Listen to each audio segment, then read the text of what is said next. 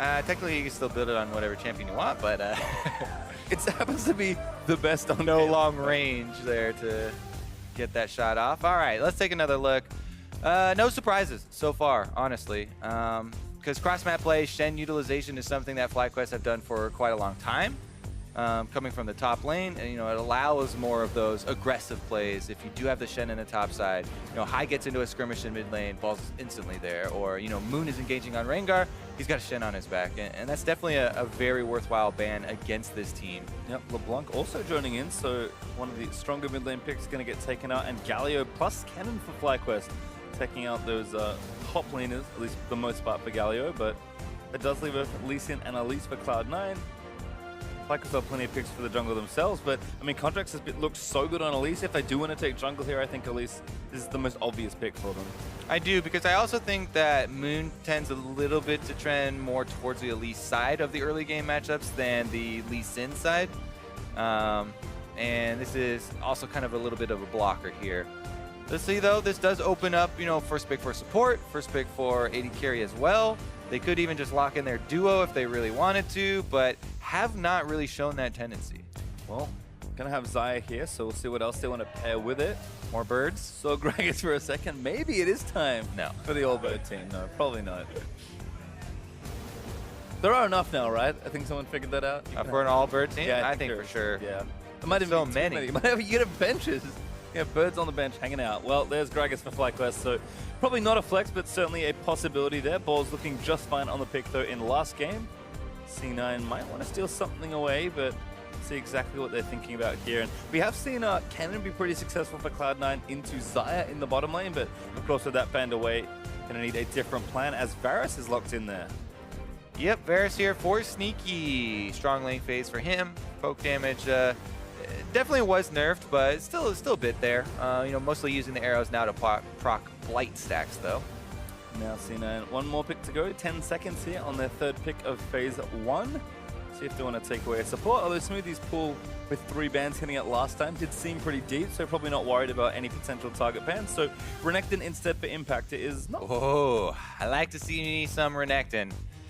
Super strong lane bully. Definitely signals early pace to the game. They've got Elise, they've got Renekton. That's a lot of control just right there in the first round of picks for Cloud9 for this early game. They still have a lot of playmaking supports as well. So Smoothie talked about it last game. They threw a lot of support bans as far as getting those playmakers out of the way. Now they're all up. And even though Hai has taken the assassin and he's thrown down the gauntlet again, playmaking supports can really ruin a mid laner's day. Yeah. Roaming up mid. We saw that from Smoothie on the Vard in game number 1. So we'll see what FlyQuest want to do in this next ban phase. Probably want to try and protect the talent pick. There's the Orianna ban to start it off, and Syndra's likely joining that list as well. They learned, they don't trust Jensen to take the challenge of the assassin v assassin matchup. They're going to have to ban him away from some of those common mid laners. LeBlanc's already banned out on the first round, because of the power of the champion currently. So if they just add the Syndra to this Orianna ban, it feels like pretty decent, mid lane covering as far as the bans go. Cool. There's a Rumble ban by C9, so targeting the top side, trying to shore up the Renekton matchup for Impact. And there's Syndra, so FlyQuest with kind of the 2 obvious ones. Some of Jensen's most played champions of all time, but certainly this year. Also, you can see what Cloud9 are doing, banning out magic damage top laners because they see the talent and the possibility, yes, of moving Gragas top is there, but Gragas doesn't put out a lot of damage of any type from the top lane, so would leave you a little bit low on magic damage. I'll take Rakan out of the mix as well, so breaking up that duo there for FlyQuest, and let's see where they go next here. A lot of different options here. Maybe wanting to last pick jungle again, kind of hide that, although maybe Moon just feels comfy enough on Rengar to go for it, and they'll leave what looks like support counter pick open for Lemon. Rengar was definitely his favorite champion last split when Rengar was super strong and overpowered, and it was a lot of people's favorite champion. But Moon is one of the guys that's really still stuck with it, right? He still loves the playstyle. He still has an affinity for the champion, and he's committed to it. So the kind of double assassin classic FlyQuest of Hai and Moon is still going to be in effect here. Now, I would definitely expect FlyQuest to lock in some sort of high magic damage mage support to at least add a little bit more versatility to their damage profile. Because as we said, if Gragas is in the top side, mostly tank, doesn't build a whole bunch of magic damage. So maybe a Zyra is in the works for Elimination again. Well, there's Cassio for Jensen. Not going to be taking Assassin v Assassin. And maybe even something like a Braum for Cloud9. I've seen a lot more Braum in the last week. Kind of funny to see with all these Playmaker sports rising up. Braum was not the first champion that I thought of, but certainly been picking up. But I think particularly against a champion like Xayah, sorry. Also, I do really like Braum, against all these assassins that are jumping in, because your ultimate is so effective. If Talon and Rengar are both leaping in immediately, Braum can actually get some pretty good interrupts as far as getting off his ultimate, and stacking up your passive onto those melee champions is a bit easier. So he might actually be able to utilize that passive and not only just the Q, but within team fights. No surprise here, though. Yep, there's a Zyra. You're a genius. Last pick there for FlyQuest. Elimination certainly loves to keep to his current pool of champions, despite the fact that I know he does go absolutely off the rails in solo queue with whatever support's going on, but gonna stick to Zyra here for game 2 as well. Yeah, actually, nobody really throwing any curveballs here. Jensen, as much as we talk about his great stats, and he's definitely one of the very top mid laners that we have ever had in the North American LCS, his champion pool has always been fairly predictable. Yes. And he really does stick with that kind of mid lane core of the Syndra, Cassiopeia, Orianna, and he goes outside of it a little bit sometimes with a couple echo picks and stuff like that to spice it up, but not as versatile as someone like Bjergsen or no. He definitely strikes me as a player that is kind of slow to learn and master champions, but once he does, he knows it like almost perfectly. Someone that really grinds out matchups. So just tend to stick to the strong picks. That's part of how you get good stats, Kobe. You pick good champions, but not as much versatility here, but should be just fine here with the Cassios. I know Reaper actually was teasing him about Talia a few weeks ago. Yeah, teasing about Talia. I remember last year, Cloud9 had their own meme about Jensen's Lissandra that we never got to see in LCS, but he had apparently played a bunch in scrims and maybe it did not go well. Well, I'm sure a much more practice pick should be just fine here as Cloud9 looking to sweep this series and the A stream, actually. We are off on for a very short day, potentially. We'll see if FlyQuest have something to say about it and force a third game. This is the kind of comp I love to see them play. Everyone can kind of get in and get aggressive, although it does backfire about as quickly as it works sometimes. Yeah, it does. You want to get behind this team, right? FlyQuest are the underdogs. They are the older players, the senior members. They are the ones willing to use assassin champions and go aggressive. Uh-oh, Moon's got the stack #1 on him and flashes early because of it. Yep, Jensen was ready with the autos, so gonna get a defensive ward down near the Raptors as well. C9 gonna move through this red side of the jungle and sticking around for a little while longer.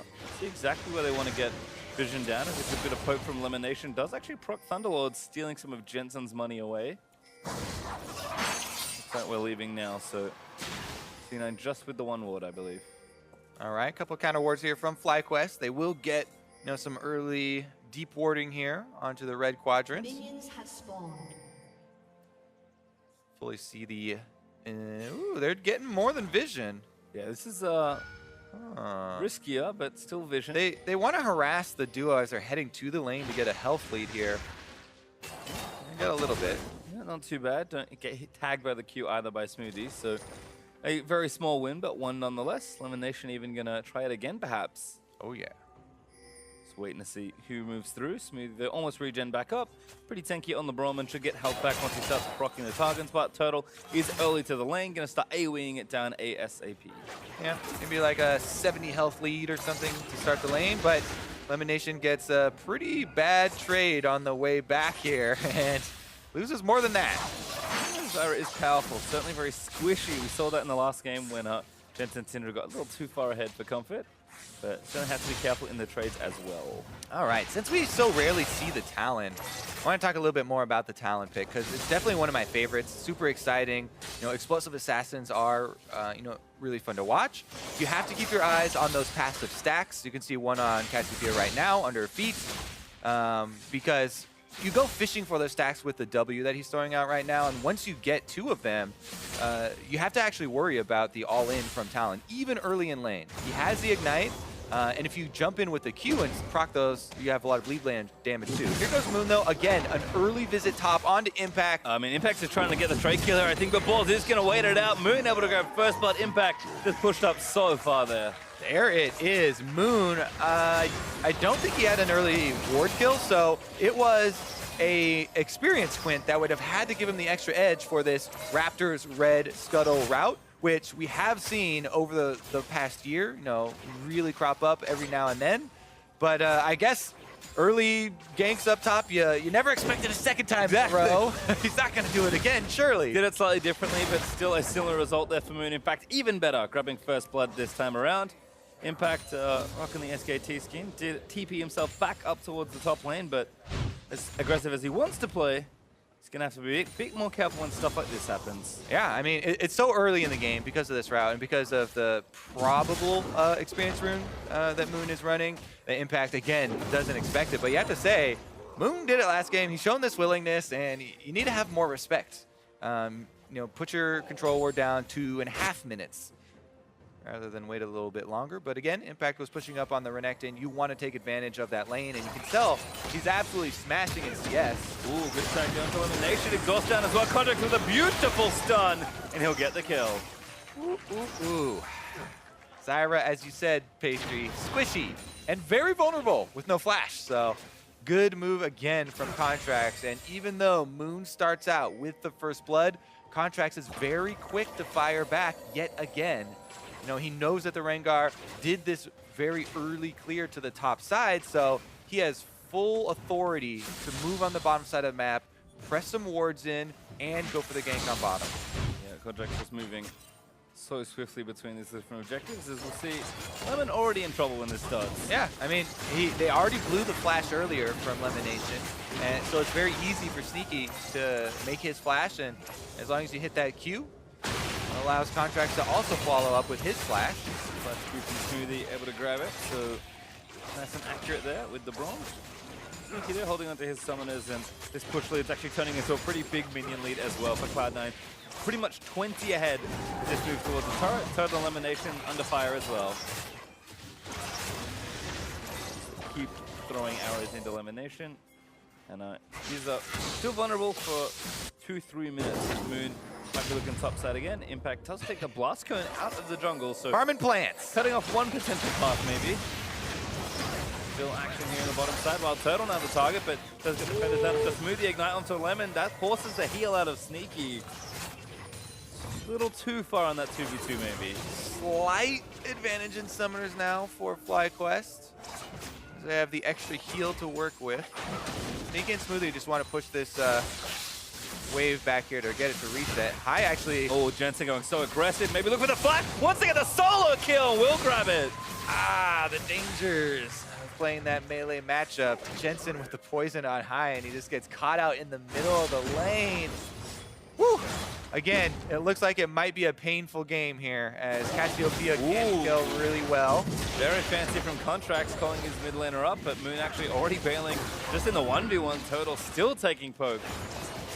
Sneaky able to dish out some more damage. Very low on resources in the bottom lane, but still fighting it out. FlyQuest certainly not a team to back down. Maybe the back end tags Lemon, needs a bit more. Good roots though. Will prevent the kill. I'm getting antsy down here. Everybody's so low and they don't have flashes on supports. Would definitely see some returns if the junglers went down there. Moon is in position, but it looks like it's going to be too late. They're going for a recall. Yeah, Contracts is not, but Moon's going to try and hit both of his It's not the ultimate as recall. well. And Storm Raiders, this is a speedy cat. Oh, Sneaky's like, oh no, oh no, oh no! Flushed out of the way, Moon gets him now. Look for the double, back in on the Smoothie with the brush. And there's the There you go. All right, so he gets 2 stacks for the passive, 2 kills for himself, and on the top side, Contracts should be able to bully balls out of lane, but they won't be able to find a kill onto him. And the first turret gold is definitely in FlyQuest's capabilities to take here. They've got 3 members on the turret trying to bully it down. To be able to try and take that one. Looks like it will be theirs as the wave comes crashing in, but Bottom lane going well is good signs for FlyQuest, given how things started with the elimination kill. Moon, 3 kills now. In fact, has all of the kills that FlyQuest have picked up. Has some good stacks on the trinket as well, but I'm glad that happened. I thought it was getting ridiculous that these bottom lanes were trading so heavily at such low health pools and no jungler attention. Moon finally goes down there and cleans up. Yeah, at some point you do have to punish, and punished indeed it was C9, but as well as that bottom lane just went, the middle and top parts of the map are not going very well for Fly. You could say that again. Cassiopeia, 22 extra CS plus he's got the kill. That is very rough times for Talon. Hyde does have his ultimate available, but remember, you know, he doesn't have Ignite anymore, he doesn't have Flash anymore, and if you don't dodge that Cassiopeia ultimate, you're just dead again. Impact also actually 30 CS ahead now as Balls had to go back. Or the wave is pushing back towards his turret. Was proxying earlier on, so Impact really abusing the early power of his champion. And despite the death, it's actually ahead in gold. Even though Moon did put some early attention there. So we'll see if Fly can kind of leverage the jungler to keep making plays around the map and keep the game afloat. And the gold is nice and even right now, so the plan's working okay as far as how FlyQuest want to navigate this early game. Yeah, I think the big problem that they're going to face is going to be Cassiopeia, insane scaling champion, as already out to a really big lead. And because Jensen is going with this tier plus Catalyst build, it really just fuels the abuse that Cassiopeia can put out in lane. The one drawback would be that, you know, you kind of run out of mana, but with the double mana items, as well as one of them healing you for mana spent, means she's got multiple sources of healing, tremendous amounts of mana, and can really continue to try and bully high. Good thing for FlyQuest, though, an Infernal Drake this time will go to their hands and help out with some snowballing. Yep. Strong bot side of the map means FlyQuest able to take the first big objective here in this game. Actually got first turret as well, so that's back-to-back good little leads they're building for themselves. They'll do it again, still close. But FlyQuest with the advantage after taking that Drake down high. Gonna go ahead and grab the blue buff for himself. So see if he can start to leave this lane. Getting pretty held down by Cassio, but at some point his W should clear the wave. And that's the key you hit on there. He wants to leave the lane. He doesn't have his Hex Drinker completed yet, so he's still a bit iffy about going heads up with Jensen, even though you know, the armor penetration is coming through, the lethality starting. Multiple people here. Contract might be able to bait High in. I guess there's not really a reason for High to go aggressive, as we were just saying. He's still a bit scared in the 1v1, so Contract's more waiting around for a possible Rengar move. Might even be able to pull the top half of that. Impact still aggressive onto Balls. And they've pinged out onto Moon as well. That'd be a good bit of shutdown goal to grab. And High's going to be really late to this play if C9 go anytime soon.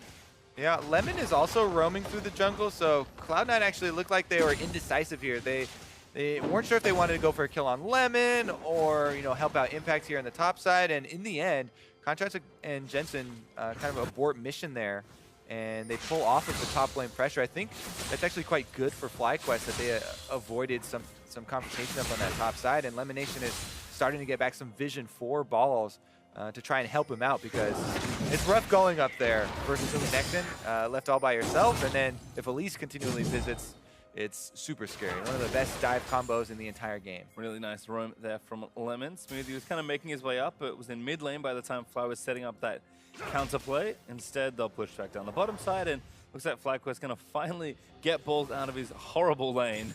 And I guess get to a 1v2. Might not be a whole lot better, but see if Toto can push the pace of the game and take down another turret. Looks like Sneaky and Smoothie already basing, so Balls will get a little bit of free time to take the farm that's on the bottom lane. And I like this too.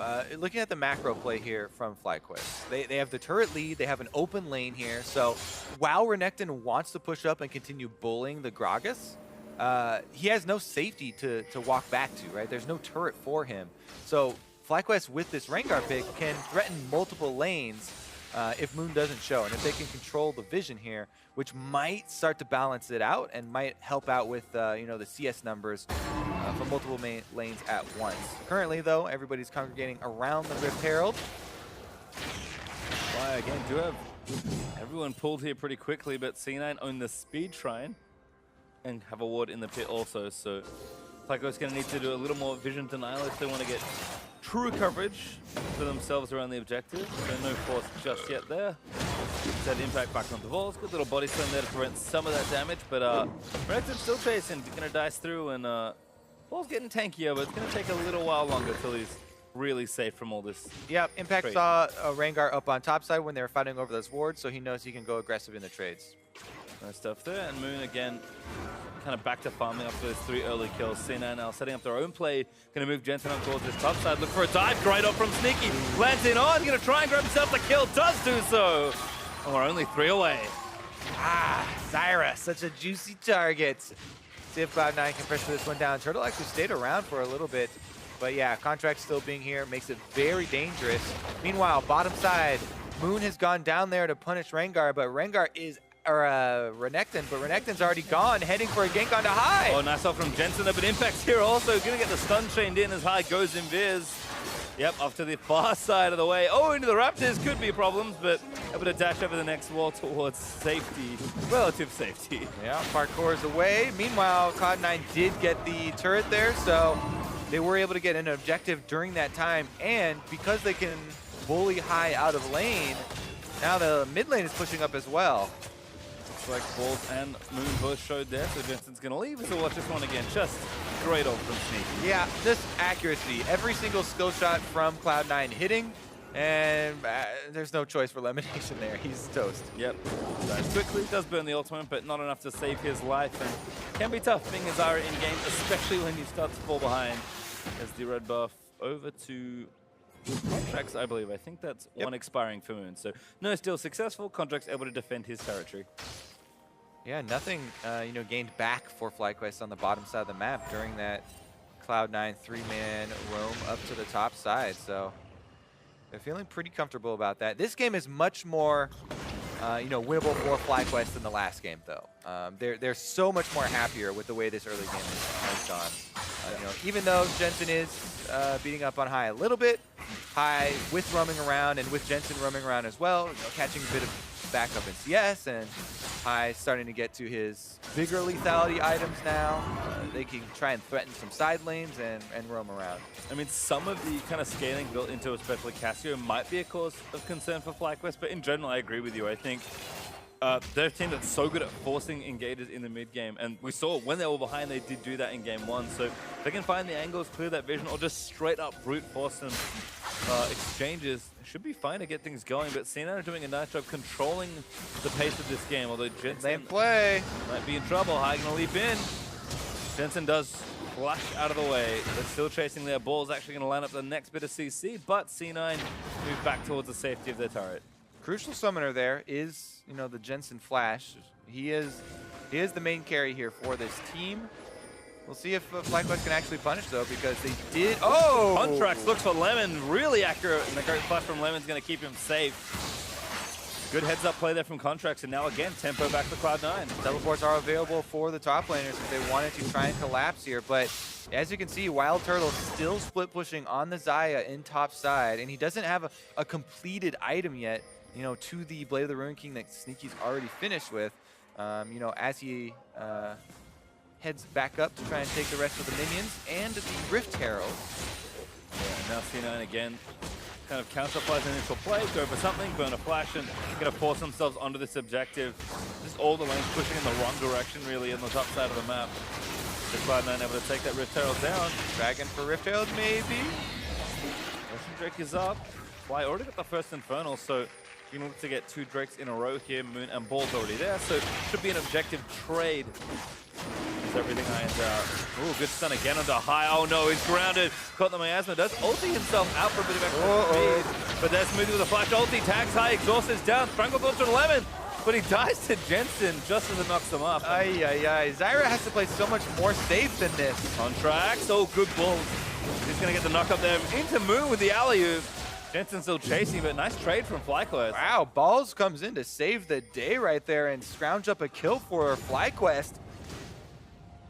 Looks like Elimination almost back out on the field. Impact still pressuring. And looking to chase him down once Jensen actually goes all in. High still poking Sneaky with the ultimate. Should be able to take down Mooney. Flashes and Sneaky able to get kill number 2. That's going to be the third. No, it's Jensen that grabs it. Uh-oh. 3 kills now on the Cassiopeia. During that time, Impact also is taking the bottom turret. It's almost dead, and mid lane will be short to follow. Yeah, and they do have the Rift Herald if they want to use up maybe on the next little push, although Contracts, I believe, is not in the area just yet. He's the one that has the trinket, so mid lane's going to stay up for now. The Impact now moving over, and Cloud9 again just doing such a great job reacting to what FlyQuest are doing and answering every play. Yes, FlyQuest are being proactive, but every one move for FlyQuest that works feels like 2 of C9. Yeah, let's take a look at this, because remember, the Gragas flash was used to get that last kill, so Balls is so far away, he can't even participate in this. Doesn't have his ultimate either. High was already chunked out, so this was a really risky call, and it gets turned around here as kind of expected. If you take into account all the cooldowns going into that 3v3 skirmish, it was definitely an ill-advised one to take. Well, it looks like turret push going to start for FlyQuest. Recall completed though for Sneaky. Grabs himself a Zeal and a dagger. Remember, he's only 2 kills away from the vaunted 1,000. So have to keep track as this game goes on. But again, C9 still in a strong position, up 4,000 gold already. And a game that was being kept very close by FlyQuest for a little while, kind of starting to open up, and C9 showing that, in skirmishes they can perform, but they just seem to have them out under control at all times. Rift Herald summoned in the mid lane, and they're going to try and make a strong push. This turret will die to the headbutt, and then how much damage can they get on the second one, really? Because Rift Herald hurts herself on charging, but also just over time as well. Pretty good charge on the second one. Not much damage for FlyQuest there onto the Herald, but here comes the engage. Of course, again, High also over the wall. Smoothie going to tag him in the queue, though, as Borg around the other side for the fight. Jensen's he's going to get knocked back into the team, but Sneaky grabs his third kill, is able to take it all down. The shutdown onto Jensen does get it in, but Sneaky is looking for a Contracts. No, gets the next one as Impact. Looking for Lemon or Turtle. C9 again turn it so well around. Uh-oh, Impact flashes in. Gets the ultimate out of Turtle. Great 3-man route there for Turtle after the Feather Storm, but Moon, I don't really know where he was on the other end of that play, because it looked so good when it started for FlyQuest. Yeah, he was initially in there with the Rengar ultimate. After they got the kill, he ran back down to that bottom brush on the river, and FlyQuest do give up the extra kills here. Let's take another look at the start of it, because Impact here is fairly difficult to get by. All of the focus is on Jensen, of course. So High goes in first. They get the Braum ultimate out. Balls has another really good combo on Gragas, and he knocks Jensen over into Lemonation's ultimate where Turtle can clean him up. But Moon was forced out of the fight, so he ran down to this brush, and it's too far to jump back in. So Cloud9 there, even though Jensen goes down, Sneaky is able to put up the damage. Impact there on the front line is able to get the extra kill for themselves. Still looking good for C9. Again, just kind of playing around all of FlyQuest's, like you said, somewhat predictable engages, but still doing a good job reacting accordingly, and they can feel the game is still flowing their way. Blue buff now for Jensen as he just slams down these minions in mid. I just feel that the game is getting pretty quickly out of hand for FlyQuest here. I mean, they are snowballing some Drakes with the mountain up in a minute 40. There is some room there to try and take over the bottom side of the map, but C9 now with the 3 outer turrets down. FlyQuest just don't have room at the moment. Yeah, it just doesn't look like they're going to be able to win a team fight here with double assassins. I mean, the exhaust is off cooldown now for Smoothie, so it's going to be even worse. Next time the assassins jump in, one of them won't be able to do anything. Oh no, High stunned up again. Contracts. His third kill of the game. He's taking him away. Sneaky just needs one more. Yeah. Usually when you're running, multiple assassins like that, you want the game to be spread out. You want to be picking people off. You want this kind of fast-paced game where you're controlling vision and people are scared to farm between lanes. But Cloud9, pretty sizable lead here, as you mentioned, over 5,000. Yeah, and the pace has picked up really dramatically here. We're only 22 minutes in, and it felt like around 15. Things were fairly even. Turtle does clear out the remainder of the wave in top lane, but Impact is still bullying Balls on the bottom side. He's almost 60 CS ahead in that 1v1. I mean, Jensen also has a ridiculous CS lead. And Turtle's done a nice job, but now he's got himself stunned, does ulti back down. Root Sneaky and Elimination, flashing him with the ultimate, but the heal's going to move him out of the way. Smoothie able to flash and dash his way out to safety. Smoothie with the Unbreakable blocks that root, and they're able to just walk away. Moon, though, looking for the Rengar ultimate down here. Impact's happy to take it. Yep, just backs away from the mid lane tier 2 turret. Done a great job so far of just keeping pressure in the relevant lanes. The C9 maneuver around the map and continue to snowball a lead for themselves. I mean, you can see again, FlyQuest are always using their ultimates pretty much on their right off cooldown to try and force a play, but I feel like they need too many things to go right at once, too many cooldowns to all be available, because every time FlyQuest go back in, it just feels like C9 have their flashes ready, someone else is there, they've got the map set up, so even if they lose one, it doesn't matter as much. And now Fly are actually going to lose this next Drake. That was the one thing that were really starting to snowball, but that's going to start going over to C9 as well. Mountain cleaned up, lots of vision around Baron already set for Cloud9, so you can already see the pings coming down. Objective is clear. Well, Impact pushing things up. Almost has Titanic ready to go. Decent amount of gold to spend, so we'll see what he grabs on this next fight. Jensen has a Seraph's Transform already. 23.5 minutes in. 3-item Cassio with 3 more item slots to fill. As high as still not finished that X-Drinker. He's getting there. Yeah, just sitting on the magic resist, I guess. It's the least of their problems now, though. Yep. Let's see if Cloud9 are going to get one of these baits, because the time is running out. Baron is the next objective here. 2 control wards in the river so far, more to follow. And both top laners do have their teleports. So Impact can just get that wave all the way up to the secondary turret, at which point then Cloud9 can pull the trigger. Sneaky again, getting things going. Smoothie behind him, so kind of feel pretty safe in that situation. TP's ready to go.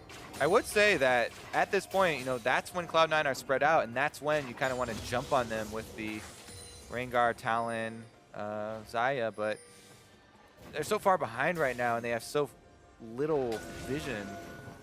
It's a bit risky. They don't have control ward, baby. There we go again. FlyQuest sticking to the script, but Contracts, I think, approaching that brush at the correct angle. And he's actually pretty tanky this game around. Went more tanky in his build instead of all the damage we saw. Ball still taking a beating here in the 1v1 as well. 2 levels down. Actually, only 1 now as Ball's 14, but C9, this is the force. Yep, they got Impact all the way up to that secondary turret, so they can pull a trigger on the Baron bait. They get out a Rengar ultimate, and they can just return to their ward coverage, clear out the back of the Baron pit. Impact again doing some jungling while he waits. Gonna take that Scuttle Crush down. Jensen gonna get the mid lane pushing back in the correct direction. And C9 again will reset, get their waves pushing back for them, and then straight back to Baron. Round number 2. All right, let's see if FlyQuest can how they choose to challenge it this time around. Had to use 1 ultimate to save it before. Let's see what they have to burn here, if anything, to stop this next Baron attempt. All Baron bait, because right now FlyQuest do not have vision. Yeah, and it's so hard too, because Rengar really needs his ultimate to function in a team fight. It's rare that you'll get a good brush jump without having to use your ultimate. So we'll see how Moon positions in this one. Maybe he'll just go for the Suicide Steal. High's here as well, so FlyQuest I think going to pull the trigger on some sort of fight. Balls is not TPing just yet, but Impact can't see him. Baron is low, might just be a 50-50. There it is! They're going to dive in for a Moon, looks for it. Oh, Total actually ends up stealing it. But now High is going to go down. There's Cassio with the next kill. Moon actually going to go down as there's a double kill, but High managing to get a trade despite going down. Hey, they got a kill as well. Yeah, I mean, FlyQuest are like, what? You're going to leave the Baron at 1,600? Okay, we will burst it. And they do just that. Able to get something back for themselves. Definitely necessary. Let's see how Balls finishes out this 1v1, though. I mean, already with the ultimate, but the Baron minis are going to help out. Turtle now going to make it an unfair fight, and Impact able to run away. He had Flash. Impact also had Flash, but not going to continue the chase because the rest of Cloud9 are on the way. Well, Turtle, though, might fancy picking one off. Pops the W, but not enough to try and take down Impact. And yeah, a bit of a perplexing Baron attempt there for Cloud9. Yeah, I mean, so they pulled off the Baron to try and wait it out, but they pulled off it a little late here. And it was already down to like 1,600. So Moon is like, all right, let's go for it. Everybody in the pit, burst it down. And they do sacrifice for it, but they get that return kill you talked about. So it ends up being a 1 for 2 plus Baron. So definitely good stalling there from FlyQuest.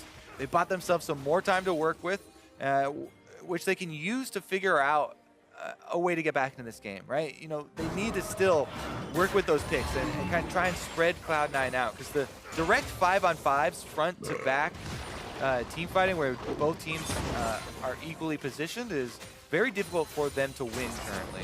Yeah, I'd say heavily favors Cloud9, but this is the right thing for FlyQuest. Get the turrets knocked down and open up the map for themselves and finally try and move some breathing space to really take over with their assassins. Jensen, though, going to put a stop to the next push. Tier 2 top lane, it will be nice and safe, but pings onto the mid lane there for Fly, as they do want to try and at least take down the outer turrets with 1.5 minutes left with Baron. Sneaky, though, going to be here putting a stop to all that. We'll need to spend gold at some point, but happy to kind of wait it out and just take down the minions while Fly try and do something more with their Baron. Yep, farming it out here. I mean, it's so difficult, right? Because you have to do so many things to set up those plays, and a lot of it for FlyQuest does come from jumping on an opportunity that Cloud9 presents to you. You can do the homework here and clear out all the vision, try and get your control wards up in your own jungle, your defensive stuff ready. But it also has to be a thing with timing here, where they're able to jump on any opportunity that presents itself, where either Jensen is overextended or Sneaky's separated from Smoothie.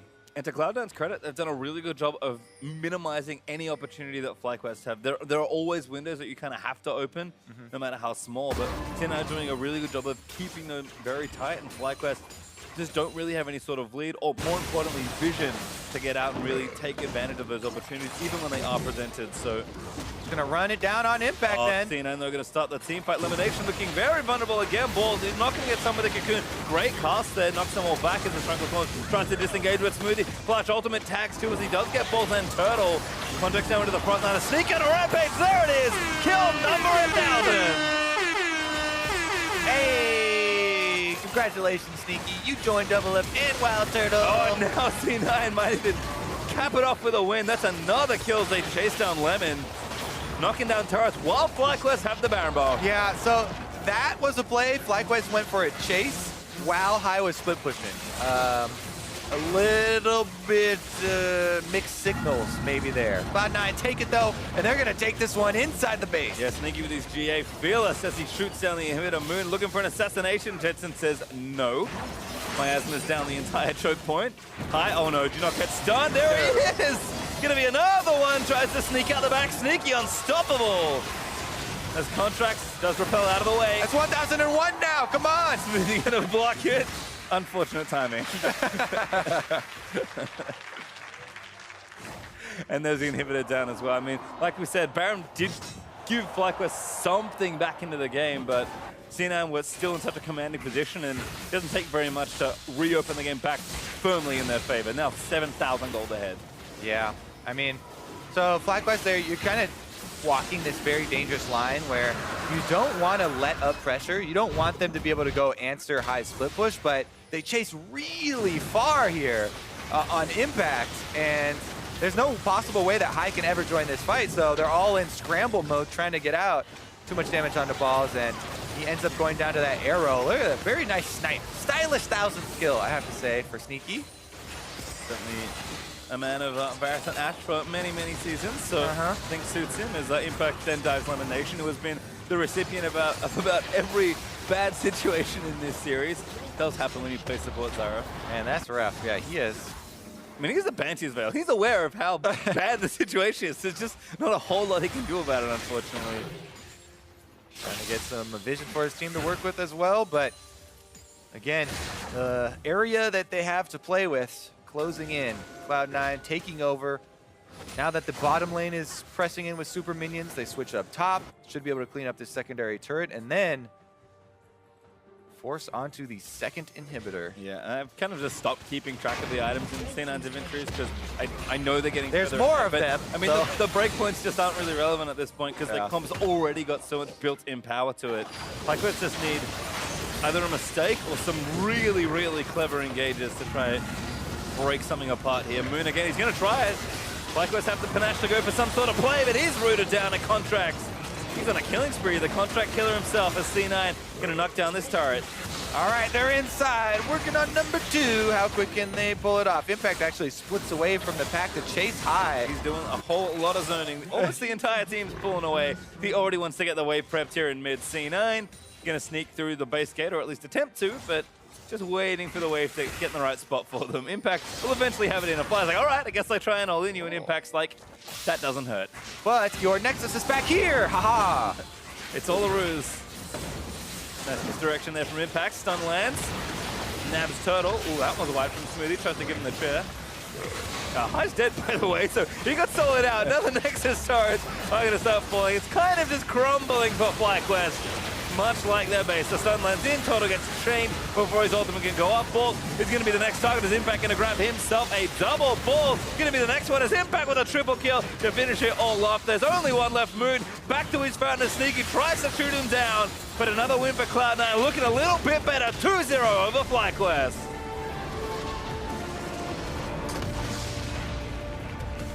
Emphatic victory here for Cloud9. 2-0 and both games not very close. No, and I think kind of looking at the weekend as a whole for the team, I mean, again, this equalizes them now to 3-3, which is not the most stellar record by any means, but it feels like they're smashing games where they win, and the games they lose are quite close. So that's a good sign for a team that's wanting to show continued improvement, and again, really challenge for those top 2, top 1 spots. Definitely does bode well for Cloud9, trying to progress through the summer split. Working their way back up to that number 2 spot by the time we do come around. Well, hugs, smiles, and handshakes all exchanged here. Old friends, these two teams, but the Civil War today was won by Cloud9. And again, FlyQuest, the string of problems do continue, but certainly a team that's still trying to find their feet. C9 though, gonna meet the high fives of eager fans. And funnily enough, too, because that game kind of got out of hand like that, the most damage done for both teams were by their top laners, who were constantly trading off on their little split push. They're just throwing damage into each other over and over all game long. You know, we talk about, oh yeah, Cassiopeia scales so well, and it'd be this big team fight, and the assassins. But top laners, it's more about slow and steady wins the damage rate. Yeah, I mean, with the exception of the solo kill of one of the more unremarkable games from Jensen, still looking very good as he chucks a smile to the camera. But Cloud9, again, I think really leaning on their macro play in this game. You can see how disciplined and drilled this team has become, and that's what they need, especially as the competition gets fierce. So we saw this against Immortals, like, they need to keep putting themselves in these situations where they can always improve. So I do like that, again, even though they're winning games and doing so pretty handily when they are winning, making sure they keep everything clean, everything precise, and really work towards refining that play week in, week out. That's what's important when you're playing versus, you know, multiple assassins and teams with a lot of playmaking is, you know, kind of checking all the boxes, you know, not taking a lot of risks, playing more standard, have your front line, and Cloud9, yeah, able to finish it out here versus FlyQuest, which have a lot of work to do. Yeah, still only the one win. It was against Phoenix once, so they're the better bird team for now, I suppose. But, I mean, I feel like FlyQuest are trying different things. You know, they tried the more standard comp in game number 1, then back to the Talon Rengar there in game number 2.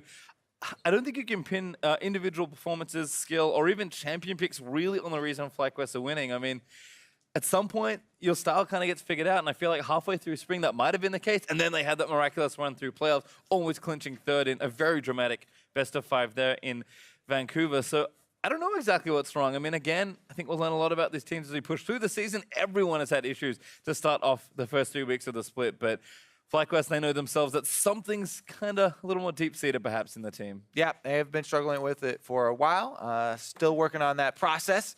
Cloud9, meanwhile, are almost ready for us. We can wait to hear from one of those players. Looks like we can hear right now for more about the win and his 1000th kill. Let's send it over to Rib and the C9 bot laner. Thank you very much, gentlemen. Great cast on the day. I am joined by C9's Sneaky with 1,001 kills in the book as he breaks the 1,000 kill record. Joining Doublelift and Wild Turtle after their victory over FlyQuest. A little golf clap, definitely necessary. Looking at what happened that game, how long you've been playing, what's it kind of mean to get that 1,000th kill and know all this hard work is being put to good use, Sneaky? I mean, it's interesting. I've never really counted my kills before. I kind of just, you know, I play the support AD carry sometimes. You know, I get 7 assists, no kills, or just die only.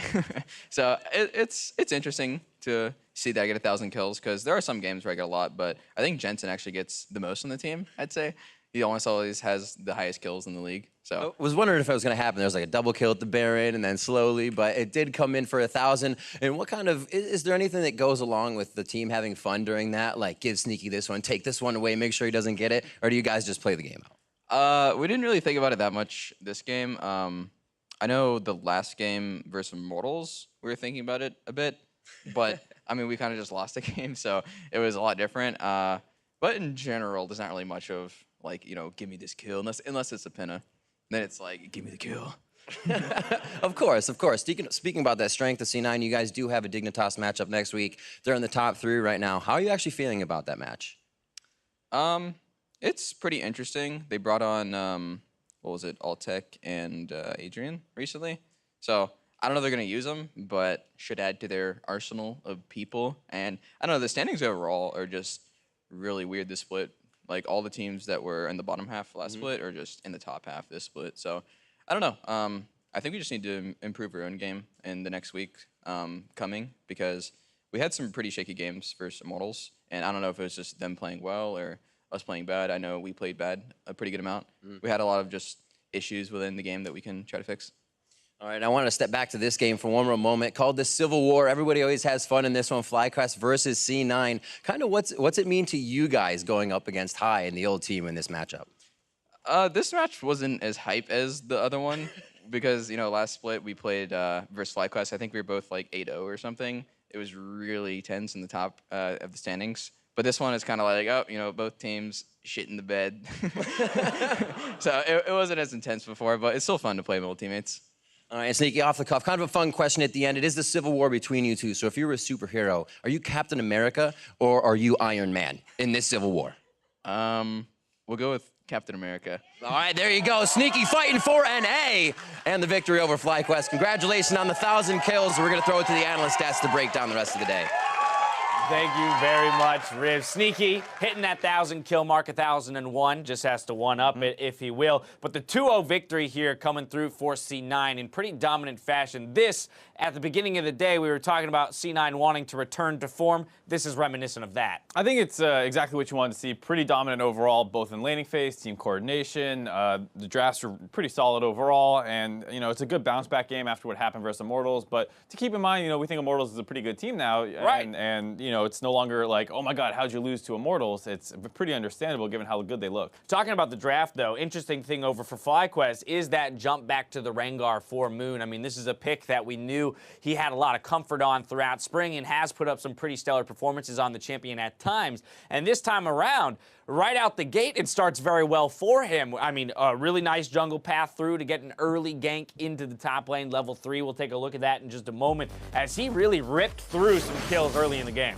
And with Rengar not being as strong in the meta, you do need to find a way to get ahead early on to remain effective throughout the game. So you see this nice path, start things out. This is one of those cheesier paths a little bit where you wait for the Scuttle Crab to spawn, you take XP Quints, so you hit 3 off those 2 camps plus that, and then you make an early gank up to the top side. It's very hard to plan for this if you're a top laner. Even if you spot them out with the Raptor Ward initially, it doesn't guarantee that you're going to see this coming. So a nice first gank, later wraps around down the bot side. You heard that they were trading very, very aggressively. Now they're trying to back out, but it's way too late. Moon's able to go in here and pick up a double kill basically on his own. And now you're thinking, all right, this should be great. Our kind of risky pick is now snowballing out of control. He's going to go assassinate everybody, We right? have a 3-0 Rengar. There's no way we lose this game. It's in the bag. It's in the bag. And then you take a look at the CSD numbers, and you're like, wait a second, what happened? Yeah, the CSD cumulative numbers, if you add up all the advantages that were available on the side of C9, and then you compare it to FlyQuest, they were at 112 at 5 minutes. Compared to FlyQuest. FlyQuest at 69. And then you go, it's plus 43 in their favor. If you think about, you know, around 20 gold a creep, something like that, you're looking at an 800 gold lead, and that's almost offsetting a bunch of the normal advantages. By the time you roll around to about 10 minutes, it's 273 to 194. That's now an it's 80. It's doubled. You're 1,600 gold behind, and you have 3 kills. That does not nearly make up for it. If the opposing team is spending time dead and they're still out farming us, while our Rengar's picking up these kills. I mean, that's the thing that we're trying to get at here, is that it's wonderful that Moon's doing work, and I love to see him on a champion like this where he can be a playmaker, but your lanes have to go at least near even to make that worthwhile. Right, and you saw they had, you know, first blood, triple kill, and then they got the first turret advantage. And even with that, the gold was even. So normally, you need to be making plays to get ahead with this kind of snowballing Talon Rengar comp. They're making plays just to stay even because their laners are getting smashed early on. And that's a huge problem for this team moving forward, is just the ability to hang even with some of the teams that have really talented mechanical players, which is the case with all these imports now. Now, let's be fair. When we look at the lane matchups, Renekton into Gragas, that's expected win or CS advantage for Renekton, but it shouldn't be 60 plus. Right? Not when you get ganked level 3 also. Exactly. Yeah, you're the first person to die. You look at the mid lane, Cassiopeia into town. Okay, fine. Range matchup, pretty easy to harass. I can probably get myself a nice CS advantage, but it shouldn't be 30 to 40. You look at the bot lane. FlyQuest is smashing the bot lane and forcing them out of lane, and yet somehow Wild Turtle's getting out CS by 10 to 15 on for Sneaky. So again, it doesn't necessarily make, there must be some mechanical misstep somewhere in lane if you're just not picking up the free gold, as Kobe calls it. It's on the ground. Pick it up, please. You need it to stay relevant in this game too. This is one of the first things you teach new players the game. Like, listen, I know it might not feel that important, but if you can get, you know, 5 out of the 6 creeps every wave, 6 out of 6 if you're feeling great, you're gonna start building advantages, and you can actually climb just for having good CSing. Well, in the LCS, you can lose by having bad CS. Absolutely, and that's part of why Impact is gonna pick up player of the game for this game here on Renekton. Getting ganked early, that would be his only death in the game, building a massive advantage and putting all that pressure into the side lanes, keeping the map wide. Highest damage available on his team, picks up about 30% of the damage overall. Huge game out of him, keeping the pressure up the entire time. And this really was the kind of case where it was close for a little bit. FlyQuest gets a little bit desperate. C9 answers all those kills. And then once they start getting their own kills, start grabbing their own turrets, the game just snowballs out of control. I want to close talking about Sneaky, though, as he did hit that 1,000th career kill here today. I just want to reminisce on his career as a player. I feel like he's one of the AD carries, in a sense, that is largely forgotten when we have the discussions around top ADCs in the league. He's always been overshadowed by 1 or 2 people in terms of playmaking potential or carry potential, but at the end of the day, he feels like the most consistent ADC that I've at least seen in the history of the North American LCS. It's the case where there's someone always flashier than him, it feels like. You have Doublelift for a while, Piglet when he first came over, then you had Stixay when he was on the come up, then you had Arrow come over, and there's always someone else in the conversation. It's never, oh, Sneaky's the best, hands down. But when Bang was giving his thoughts one time about what makes a great AD carry, his first thing was you don't die, and the second thing was you do damage. And when you talk about Sneaky, he's been phenomenal at those 2 things, and you might not notice it every team fight or every game, but he's always there, being reliable and making sure that he is in the right position to not die while hitting something all the time. So good on him. It's great to see him still in the league and still performing at a top level. We'll see how C9 continues to progress throughout the season. As we close things over here on NALCS 1, it's time now to throw you over to NALCS 2, where Dignitas and Echo Fox are locked in battle around 28 minutes into the game in Game 1 of their series. Enjoy. I feel like their chances of winning are